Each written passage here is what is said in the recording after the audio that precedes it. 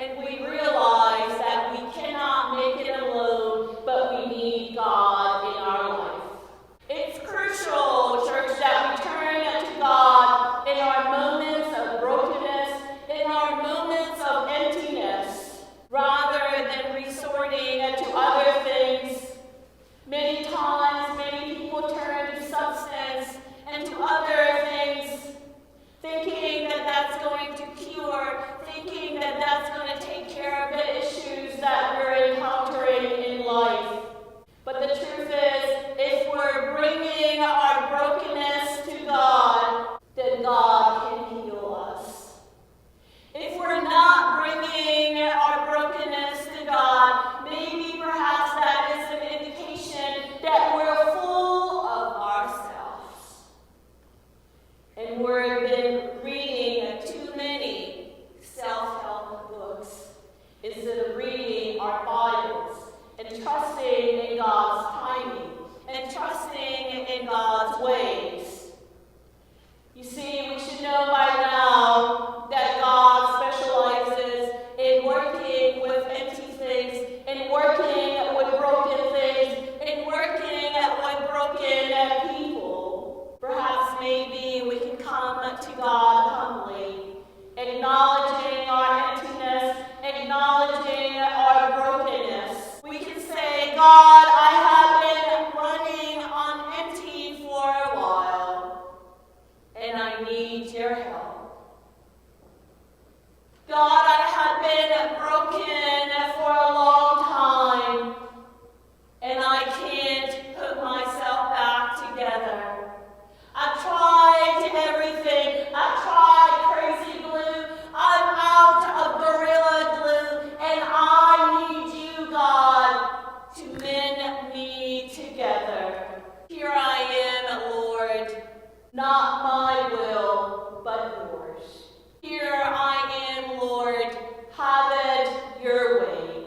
We can't be broken and be empty indefinitely. It is a phase that many of us must navigate to gain strength and to align our path with God's. Because this is the space where we undergo shaping, we undergo development, where we are mended and where we are prepared for what is ahead.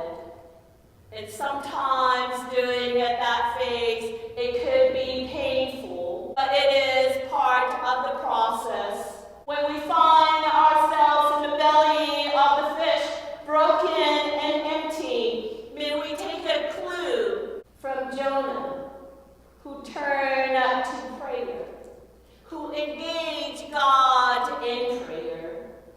Lord, in my distress, I come to you. I'm crying out to you, oh God, hear my prayer. In the midst of his time out inside the fish, Jonah offered a prayer of gratitude.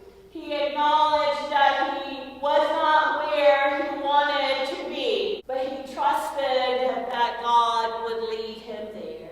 You see, it's easy to offer up a prayer once we're saved and everything is going well. It's easy to offer up a prayer when everything is going great and we're in good health. Jonah teaches us a deeper form of gratitude, to be thankful in the midst of challenges, not just when things are going well, but also when we're facing difficulties in life, also when we're facing the storms of life, whether we're facing financial struggles, we're facing loneliness or unemployment or dealing with an illness. May we always have a posture of gratitude to God. Gratitude should be constant in all situations